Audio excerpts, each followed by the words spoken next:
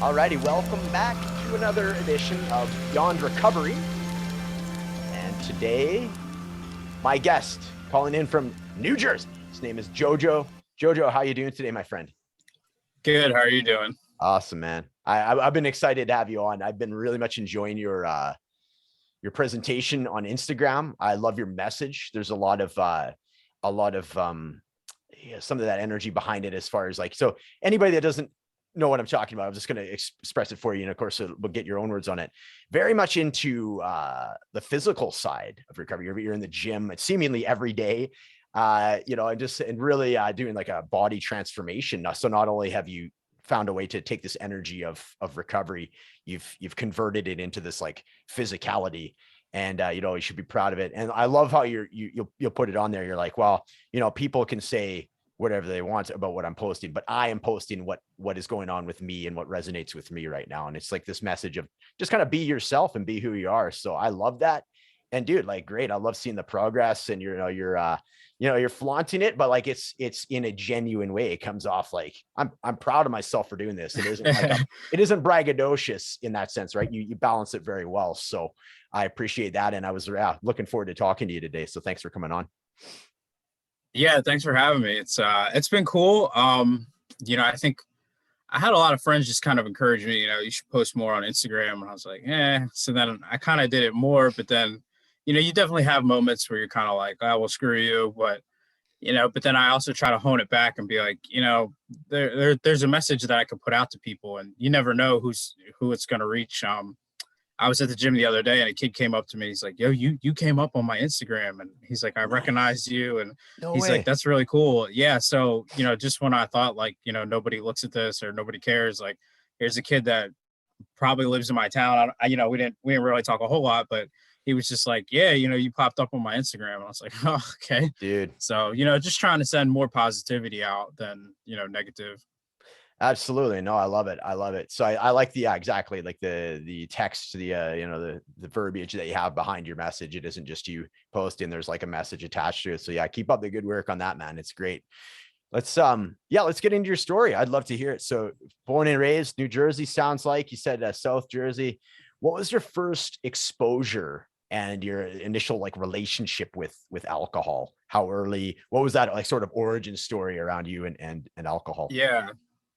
For me, like growing up, like I didn't really have, a traumatic life. I really had kind of the regular all-American life. I mean, except for the white picket fence, really. Like, so, I didn't really have any kind of, quote unquote, like traumatic reason to use, I guess you could put it that way.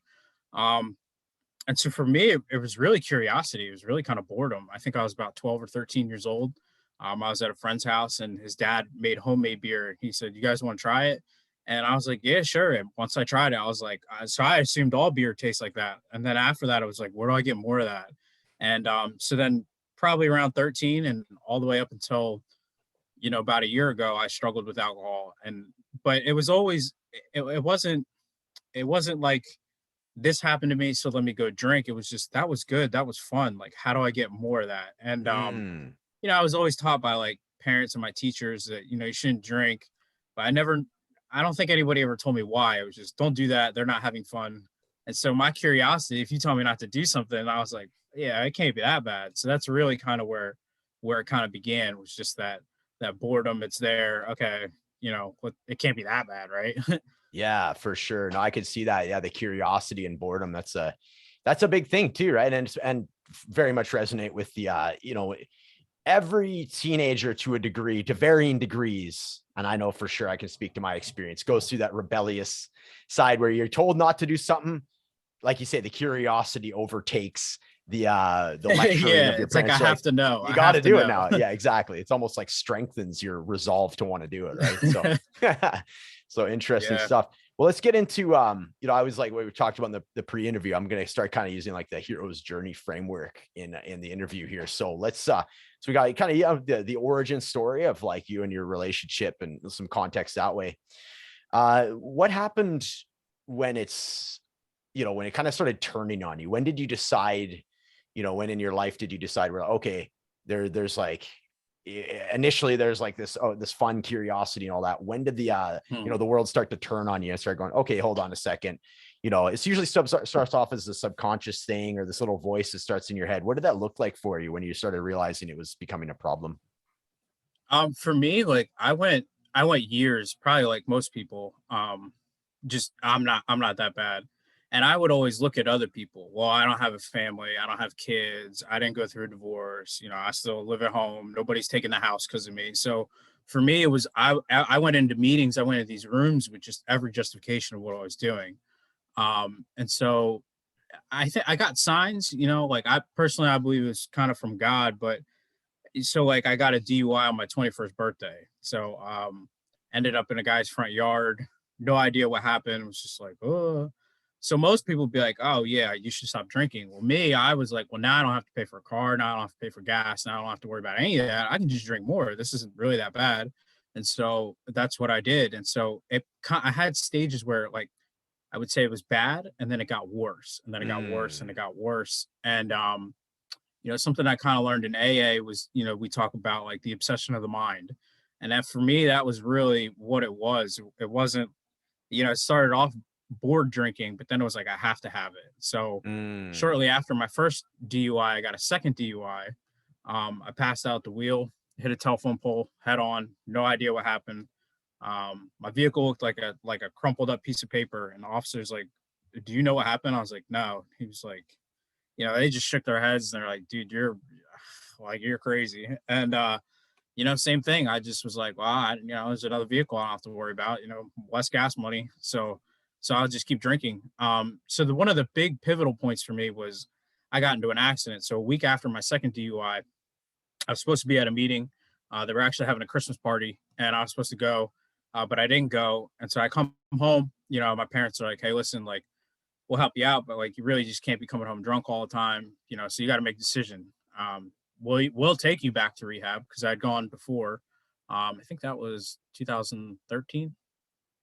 Yeah, 2013. Or you can move out. I was like, well, I'm gonna move out. I got this.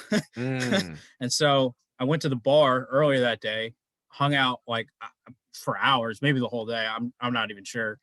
And when I came home, I was just so blasted. I was like, give me some money. I had everything packed up, everything from my Xbox to my socks to, just literally everything. And when I went to cross the street, I got hit by a car and 50 miles an hour. He hit my legs. I flipped up. I landed on the windshield, flew off the car. I don't actually remember coming home. Um, but so I wake up in the hospital and my whole right side of my body's paralyzed. And the doctor's like, listen, you're going to go into shock soon. He said, but your blood alcohol is like, I think he said it was 9 times the legal limit. So whatever number that is, I don't remember the exact number. Yeah. And he said, so before the vehicle hit you, he goes, I don't know how you're functioning. And he said, you're going to go into shock. And he's like, I'm probably not going to give you pain medicine when you wake up. We'll talk when you get up. And so 38 hours later, I'm in agony. Man. And Yeah. so even then I was, and they gave me morphine and like 10 minutes later, I was like, I can't, I don't want any of this. And they're like, yeah, you're going to need it. I was like, nah. So that was in 2014. That was December, uh, when was it? It was December 19th. Yeah, I should know.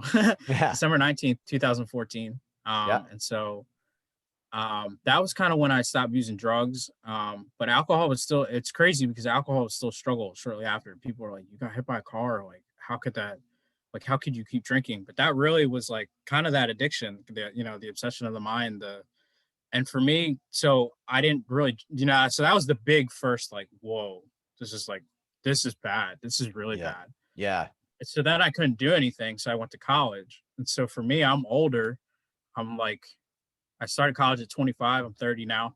So, um, but I didn't know where I stood. I was like, well, can I drink? Can I not drink? Was it really that bad? I mean, am I like Iron Man now? Like, Yeah. Right. I Right. didn't, Yeah. I really didn't know. So I go to college, and of course, everybody, I'm the old guy, and everyone's like, oh, he's probably crazy, or why is he here and he's older? But then I started realizing, like, I can't have just one.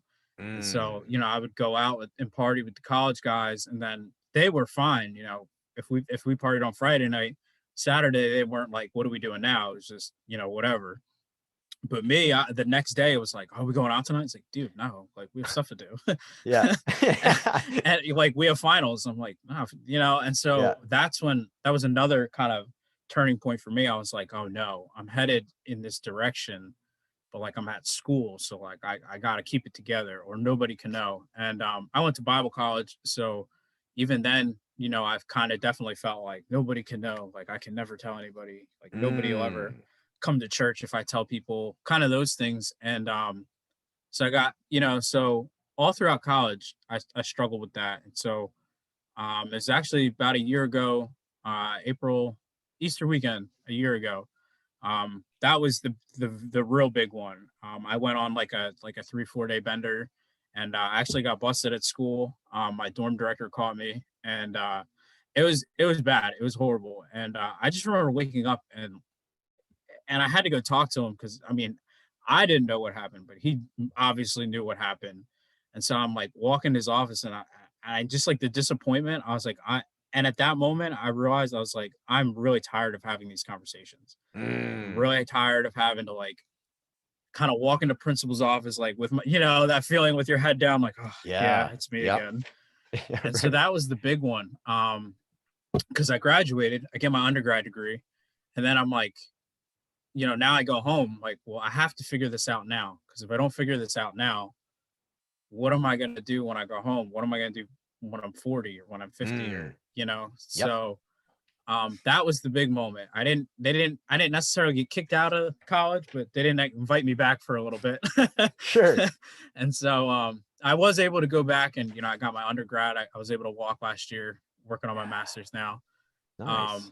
But that was the big one. That was just like, you know, because my parents came down for graduation, so everything's wonderful. And then like the next day, I was like, so I didn't get kicked out, but you know, I kind of have to come home. Can you guys come Mm. back and help me get my stuff? Yeah. And you know, and just the disappointment was just like, I'm just tired of, you know, having those conversations with people. Tired of waking up and being like, oh no, who did I call 900 times this time? Or Right. Okay. you know, and it was yeah, yeah. So it was just like it was a lot of things, and I think when you get tired of your own you know crap for a while, I think that's when, and for me that's what it was. It was just like yeah, just got real sick of it. So that was the big. Those were the couple key big ones. Yeah, that totally makes sense. So, to go back to obviously a lot to kind of touch base on, just to reiterate some of the topics that you covered off. First thing I think of that I can totally relate to, and I'm sure there's some people putting their hands up as well listening to this, is that justification thing. Like it's like, and you talk about Yeah, the addicted mind, how crazy it can be. Like you get in a car accident and somehow that becomes, oh, well, that just means I have more money to drink, right? Instead of like looking yeah, at that as like, yeah. Wild. man, the reason I don't have the car is because I was drinking, right? So the way that you can reframe things in order to continue on with the behavior that is actually affecting you is very strange and almost humorous to look back at times, right? Is like, I find that especially when you're talking with somebody that has a similar story or has been in that. And that's why it's so great to be in a support group or have these folks on Instagram or Reddit or Facebook, wherever you may find them.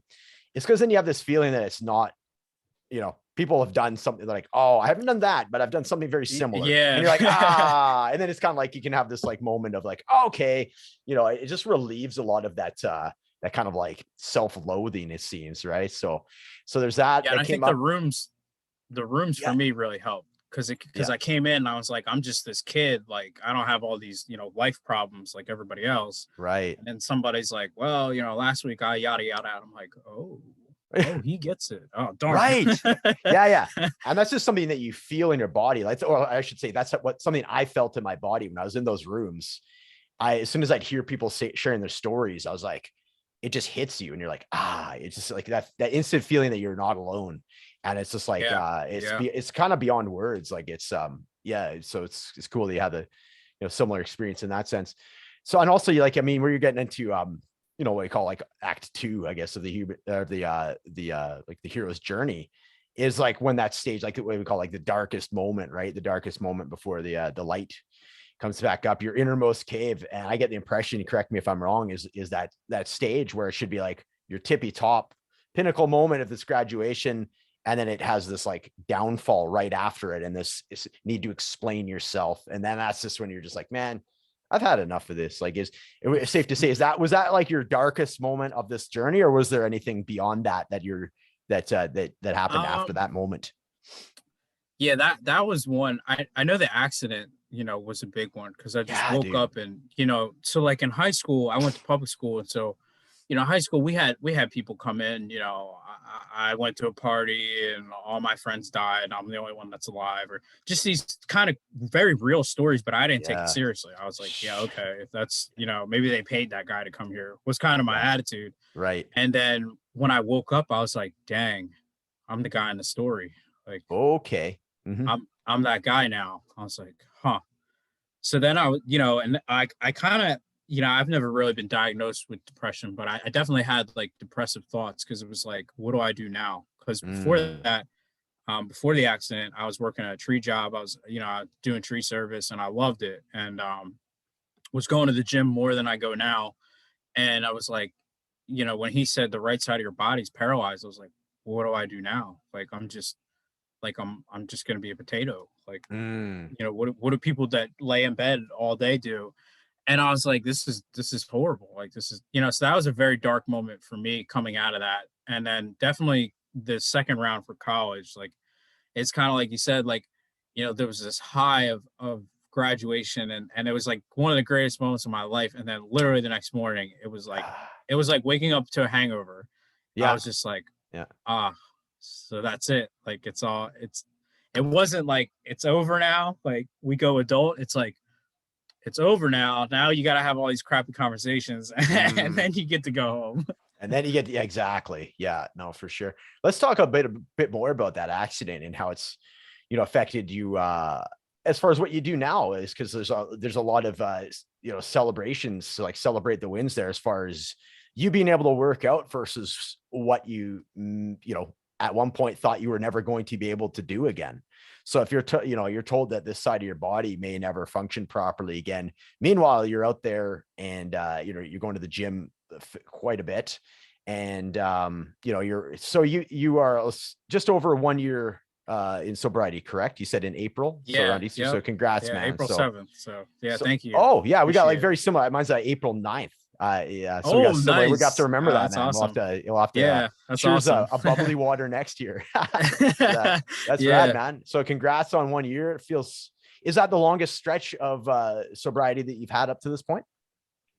No. So I think I don't know the exact number, but it's Yeah, probably, I would probably say about a year and a half. And that was like beforehand. that was kind of probably my freshman year of college. Like, once I got to college, I was like, I don't drink. And then I was Yeah, like, yeah, yeah. oh. For sure. Trying that on, right? No, for sure. Yeah. So yeah, let's get back to, so what was the because we're talking recovery. Let's talk the physical recovery before we get into the nuts and bolts of your actual addiction recovery here. So the physical recovery coming off of that, being hit by a car, what did that look like? How long did that take? What did you have to do? What was some of the, like the inner dialogue that you had to had to wrestle with in that stage of your recovery? Yeah. For me, so I wake up in the hospital and, my arm is swollen. Like, it is, I couldn't even tell you. It was scary looking. I was like, whoa. And I had a broken bone in my leg, 4 broken ribs. My shoulder blade separated, my collarbone broke. And it's called a brachial plexus nerve injury, I guess, is the long. So basically the nerves from the back of your ear all the way down to your pinky run kind of like on one thing. So when you Okay. hit your funny bone and it shoots up, I get that all day long. Like, it just kind of Really? pulsates as a result. Yeah, it's really not a good Wow. time. No, it doesn't sound like it. um, Yeah. it kind of moves. Like, sometimes it's like up here. I don't know, if kind of in the corner. Sometimes Yeah. it's like in the palm of my hand.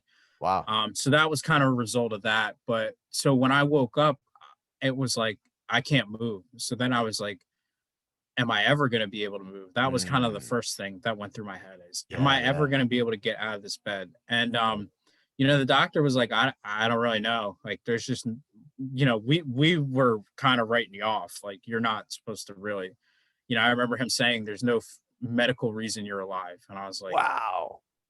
and so that really like kind of messed because I had nowhere to go. Like I Mm, literally just laying there listening to these monitors, listening to like the nurses in the hallway, and it was like very like eerie, and it just kind of felt sure. like I was in an episode of like The Walking Dead and I was the only one left. Yeah, totally, man. I get and it. and I was Yeah. just like um so then I believe I was in the ICU for about 3 or 4 days. And then I was in the ER for about maybe another week. So I slowly had to relearn how to do everything. I had to everything from getting dressed, going to the bathroom, putting on socks to I remember the big one was they sat me up, as far as like the hospital bed will kind of go, and then I had to sit up the rest of the way.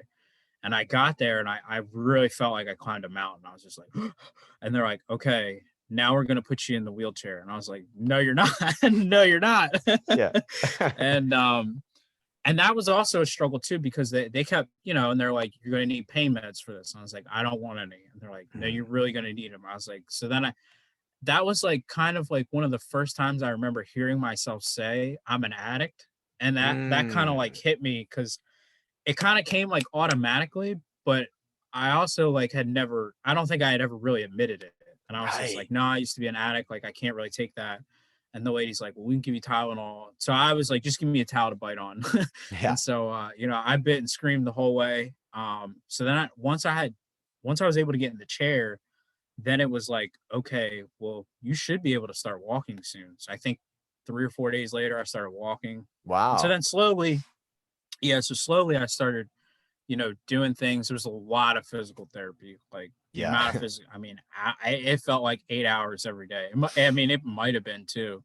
Yeah. Um, it's kind of like a blur a little bit. Mm, Yeah. So then I think going to college helped me because when I went to college, my arm was in a sling, like it just hung there. I had a brace on. It didn't do anything. And so, people see the new guy and they're like, why is he in a sling? yeah. So Yeah. Of everybody be like, course. oh, what happened to you? And I'm just like, I got hit by a car. And that's all I would say. I didn't want anybody to know, that I was an alcoholic, that, I did these things. And so for me, that was like another big struggle too, because I used to be an athlete. And then I was like, so when I got to college, I got very overweight, and I'm only like 5'1", 5'1.5", 5'2". Oh, okay. So, Yeah. so for me, like putting on weight is not really good because I become like this little bowling ball. so, Yeah. so, Yeah. and so, now all of a sudden I'm like, well, now I got one arm, I'm fat, and like I used to be an addict. Like this sucks. Like, and so I thought about going to the gym, and I had some friends that went, but for me, the physical side was like very much a struggle because I was like, man, I know what I used to be, but like, what do I do now? And so I started slowly going. I had a couple friends that were just like, yeah, keep coming. Nobody cares. Like, whatever, dude. So I didn't really go. And then probably around 2019, I went to a new school. And when I went to the new school, it was pretty cool because the guy that lived right next to me, he was in recovery as well, went to the Ah, gym. It's like, and he was an older guy, and he's like, dude, come to the gym. Nobody cares. Like, whatever, dude. Like, it makes sense if an 18-year-old can lift more than you. Like, he's 18 and you're, I think I was like 27 at the time. yeah. Yeah. So I was like, oh, okay, cool, cool. And once I started going and just not really caring, it's kind of like, well, it's kind of like addiction, really. Like, it's like when you relapse and that first time you relapse, you relapse again, like that feeling that comes back when you use or whatever, you're like, oh, there it is. But even Mm, going to the gym, like I remember the first workout I finished, I was like, I got out and I was like, oh, there it is. Like mm, there's that feeling I'm looking for. And so yeah. after that, I knew it. I knew I was like, I could really use the gym because it's that same feeling as when I drank, when I whatever. And so, I just started going a lot more, and that really helped me in my recovery as well. Cause, for me in the gym, I get very impulsive. So like I'll ask somebody for like an 8-week program and I'll do like 2 weeks. I'm like, all right, yeah, whatever. I saw somebody else do Yeah. this thing, so I'm gonna do this thing now. Yeah. Yeah. Yeah. um, so for me, like learning the discipline of just sticking to a program, like doing the reps and the weight that's already written out for me, that really helped me because then it was like, well, I can take this now over to recovery. um and so that helped with a lot of other things too, how I felt about myself, how I viewed myself. um I've made a lot of friends in the gym. but you know, really, it's just it is really just a miracle that I can even do anything with my arm. Because it, you know, when I went to school, I was like, well, I need to work, and so like I applied to be a custodian. They're like, can you clean? I'm like, I don't know. I never really Yeah. tried it yet. So Yeah, so sure. that's kind of, you know, that was kind of the other thing that I learned was a lot of stuff I just had to be smart about and just kind of trial and error and be like, all right, what can I actually try? What should I not try? You know? So kind of finding your boundaries again, or rediscovering, not even Yeah. rediscovering, because you didn't yet. It's literally discovering what you can do with your new physical state that you have. Are you right-handed? Like, did you write with your right hand? So that's kind of cool too. Before the accident, I was ambidextrous, Oh, hey, and that worked yeah, out so okay it then, worked man. out. Yeah, yeah, I Yeah, did. it'd be Yeah. funny. Like I'd sit at dinner and I'd be like, okay, oh, right hand, oh, left hand. No way. Okay, so that worked out Yeah, well. I think you say, like in sports, like you did some sports growing up, so you could do like, again, ambidextrous, helps in that sense of thing. What kind of sports were you doing growing up? I always played soccer growing up, and Oh, then okay. I wrestled in high school. I Yep. wasn't very good in high school with wrestling, but soccer was always the big thing. And Yeah. so Yeah. that was cool going to school because when I went to the last school I was at, I got a bunch of guys played pickup, and they were like, "Yo, you should come play pickup with us." And I was like, you know, because then I didn't consider myself very healthy. I was still kind of overweight, and so I remember that was a big step for me too, because nobody really knew about my arm. Like people kind of knew me as like the guy with the arm, but like nobody really knew like the whole story yet. Yeah. And Yeah. so it was funny because I get out there and I was like, I haven't ran or like played soccer since the accident. So Wow. even getting out there and just like letting myself, like, I don't know how my arm looked. It could have been flopping around like a noodle. Like, I don't know. Like, Yeah. but just Yeah. not, but like not letting myself like go to that place of like talking myself out of it. Yeah. And so it was really cool. It was really cool to experience that. And then a lot of them I ended up playing on the team. So that was like one of the craziest experiences ever. You know, they all talked me into, yeah, you should try out. Who cares? You know, whatever. Yeah. And I was like, you guys are nuts. And then, Yeah. Yeah. you know, there I was in tryouts one day. So how is it actually, like, where you said your arm is like, is it like a lot skinnier than the other one, or like what you said, it was at that time, it was kind of like you didn't have the control over it that you do? Like, Yeah. how is it then and how is it now? Like, do you have full control over it, or is there still a degree of limitations with it, that being the arm? Yeah, there's still limitations. I think it'll always be that way. You know, Mm, after the accident, I had zero use. I couldn't use it at all. wow. Like I like to get dressed, like I'd literally have to like pick my arm up or like ask my parents. Like it was kind of like literally like you know, like kind of like putting a baby to bed. You're just like slowly like doing everything. I remember the first time I went to church. I don't know why I did, probably my ego, but I wanted to put a suit on, and it took me like probably an hour and a half. Like it took me Wow. so Yeah. long, but I was just like, I gotta put a suit on. We're going to church. Yeah. Everybody's like, it's really not that big of a deal. Yeah. Yeah. Yeah. um, so now, I'd probably say it's probably around 50, 60%. I Nice. got surgery 4 years ago. Basically, what they did was they took nerves from like this isn't very medical, but like the inside Yeah. of your forearm and like put it to the other side. So now Oh, okay. I can start doing this with my fingers and kind Yeah. of like Yeah. I can text a little bit better. Yeah. Um, but as far as like I can't like raise my hand up, like I kind of get to about here and then um let's see, I can probably just show you real quick. Yeah. So my hand kind of always flops too. So like here, like you'll see like Oh, yeah. it'll just hang. So my fingers Gotcha. kind of do that. Yeah. Yeah. Um, but other than that, like I'm able to run. I kind of just hold my arm. Kind of looks like I'm rocking a baby. Yeah. uh, Yeah. Yeah. Yeah. but even then, it's finding different things, finding different braces. And once I started posting on Instagram about that, it was really interesting. Like the different people that were like, "Oh, you have that injury too," and I was like, "Oh, there's like more than It's kind of like what I was saying about the rooms. I was like, Yeah. "Oh, there's more than one person that has been like, oh, okay, like." Yeah. And now people are like, what did you work out? How did you do that? I'm like, oh, Dude, you that's you were asking me. yeah. Yeah. Exactly. That's cool. That's so cool. So now, yeah, exactly. Now you're finding folks that are like, and again, that gets back to your, let's talk about that. We're getting to like this stage of, the third stage is like the rebirth. you're redefining who you are. And it's like, there's a lot of newness to what you're doing. And now you are at that stage where you're inspiring people that are a few steps behind you, because you're, a year in, a little over a year in, you're going to the gym, you got this Instagram account that's, like you say, you're having folks come up to you. Well, at least the one younger, gentleman coming up and go, "Hey, I recognize you." Now you're having folks that have the same kind of injury and they're going, "Hey, what are you doing?" So all of a sudden you've put yourself in a spot where you're like a destination for some of these people that are, looking for information. And that's super cool, man. So let's get into like the last year specifically. How has that been versus like, the first couple of weeks? How was that initial stage for you? And then how is it now? Like, you've been a year in, how can you, like, what are your reflections on 1 year sober? So like this, it's kind of funny because I don't know how many times I've kind of like restarted the clock.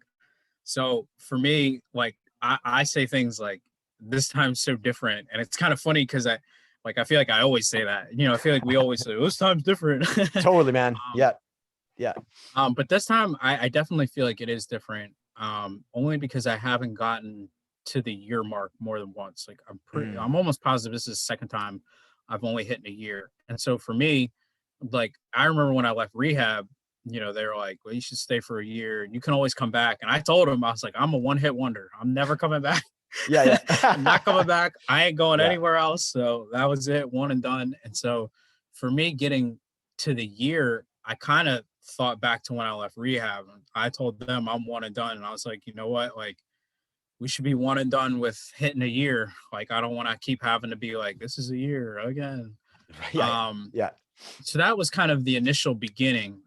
And then the other thing too was, I was 29 when my relapse happened. So then I was, at the time I was like, I'm going to be 30. Like, I'm not old, but I'm too old for this. Like, it's just at that point where I'm just like, it might've been fun back then, but the party's over. So, that was in the beginning. And, I think one big thing that helped me too was realizing that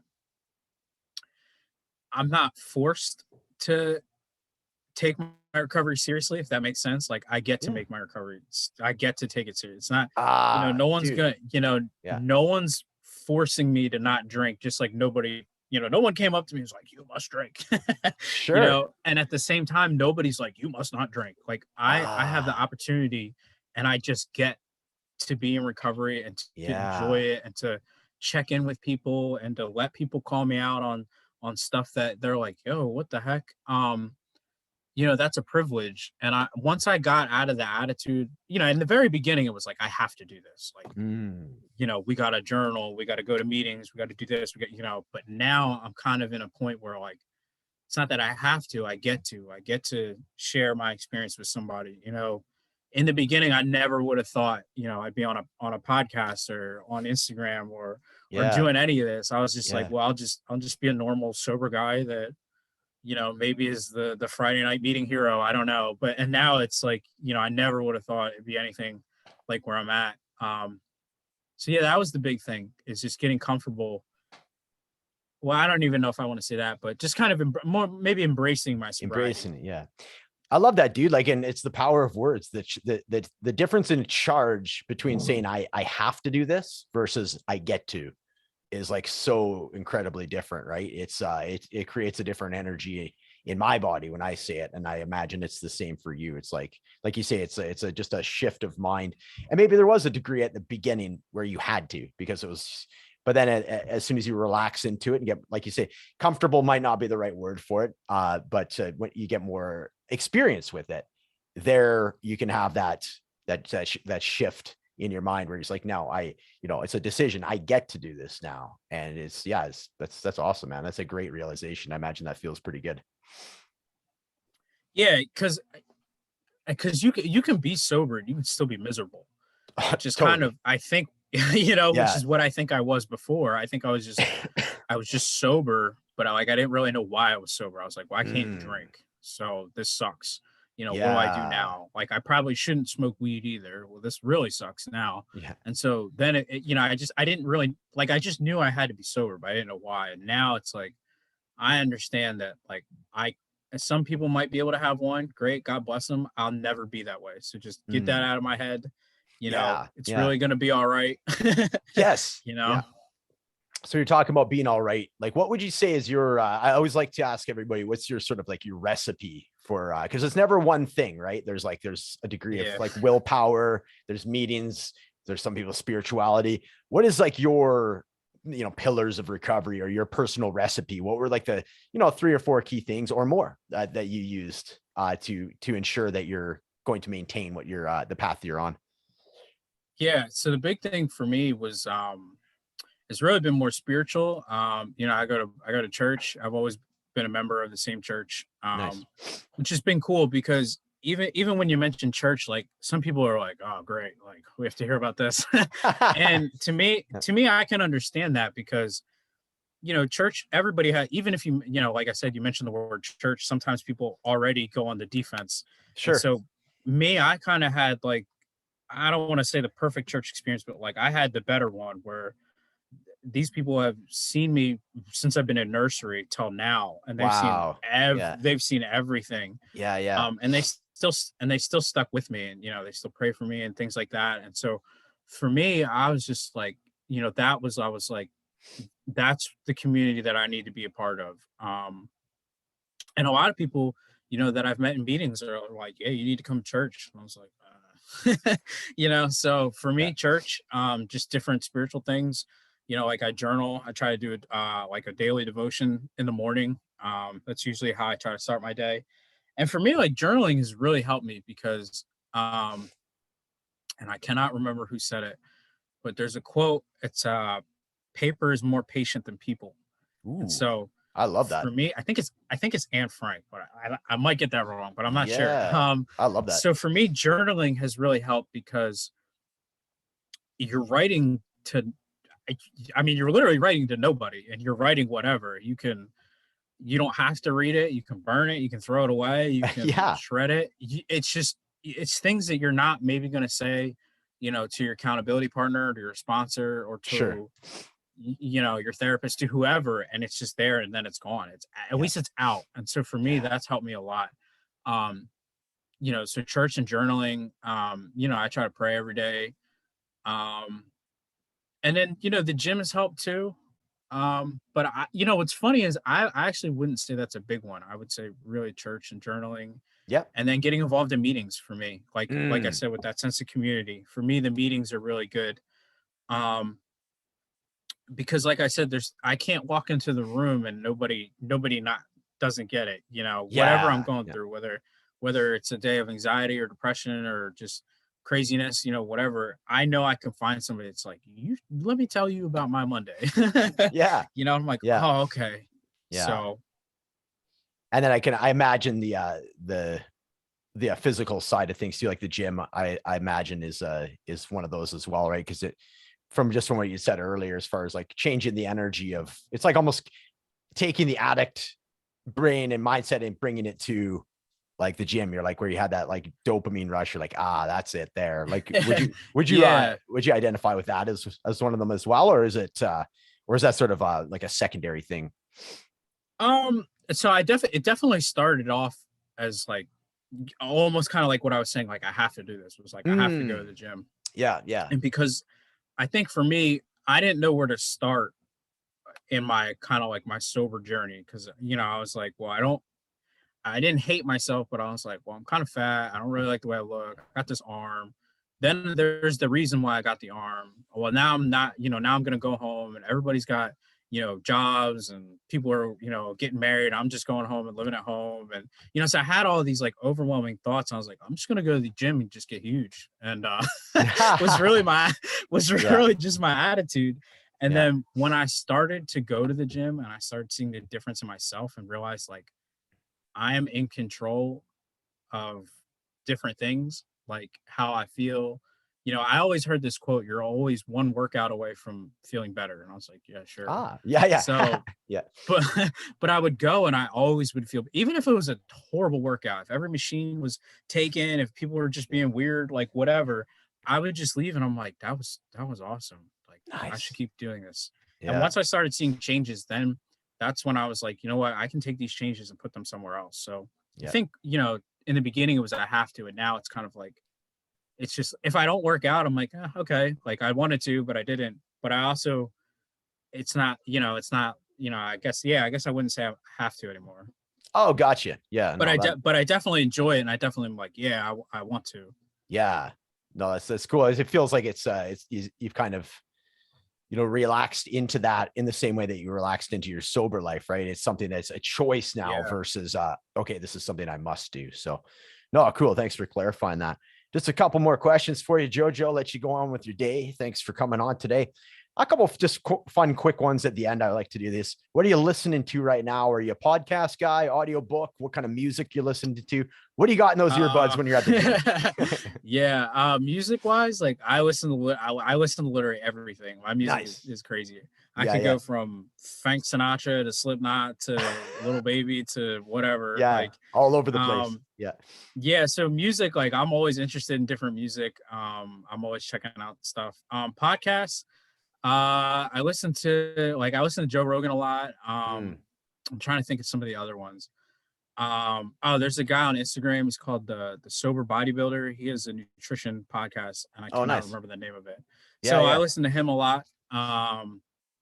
And then Russell Brand. I don't know if you've ever heard I his love podcast. Russell. Yeah, man, he's Yeah, fantastic. I've heard. Yeah, he's his fantastic. podcast is pretty. His podcast is awesome. So those are like my top 3 ones. Nice. Yeah, I've gotten into audiobooks a little bit. Yeah. I just listened to one. It's called The Fifth Vital, and it's by a guy, Mike, and I cannot remember his last name. Cool. But it's actually his story of recovery. Oh, nice. Most people know him as like Logan Paul's like best friend or whatever. Okay. And, yeah. So it's his story of sobriety, which like most people like don't even know about. And so it's a wild story. You should definitely check it out. It's called The Fifth Vital. But Fifth Vital. Okay, cool. Yeah. Cool. So I just finished it. So nice. Excellent. Good to know. If you could travel to one location on planet Earth, where would you go and why? Oh man. Well, I was adopted from Guatemala, so I'd probably go back to Guatemala. Nice. Have you ever been back? I've never been. Oh, you haven't? I haven't, no. Yeah. So I gotten close. Yeah, I kind of want to go. So. That's cool. That's a good choice. Awesome. And just, where can we find you online if folks are intrigued to find you, your Instagram account here? We can link it in the show notes there. If you care to have it in there, where can we find you online there, my friend? Yeah. Instagram's probably the best. I mean, I have Facebook. I don't really do too much on it. So, But yeah, probably the Instagram's the best spot. Awesome. And we'll link that in the show notes. I believe it's just at Jojo and MATCHETT is your last name. Is that how you pronounce it? Yeah. It's just Jojo_MATCHETT. Beauty. So we'll link that in the show notes. And yeah, aside from that, man, thank you so much for coming on today. Very inspiring story. I didn't know. I knew there was like some of the ins and outs just from piecing it together from reading some of your posts, but man, crazy story. Congrats on your 1 year. That's awesome. We definitely have to keep in touch and have a cheers with our favorite alcohol. By the way, what is your favorite alcohol-free drink nowadays? What are you slurping back? So I got into those ginger beers, like non-alcoholic ginger beers. Good call. Yeah. So those are really, I've kind of like, I feel like I'm always looking for the next one. I'm like, oh, I haven't had that one yet. Yeah. So.